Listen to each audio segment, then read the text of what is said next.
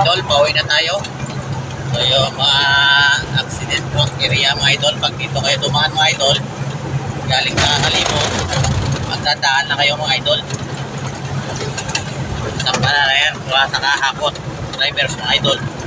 Yan, palagi sila natidiscuss yung mga idol. Yan, kaya mag-ingat kayo palagi. Mga idol, kasi naglalakdaw mga markila nyo dyan mga idol. Ingat lang palagi mga idol.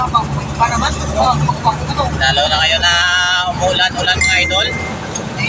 Madulas yung daan mga idol. Anong dati na big bag na gilid? Hindi lang kaya na galipot. Medyo kasi daan dito, medyo zigzag yung mga daan dito mga idol.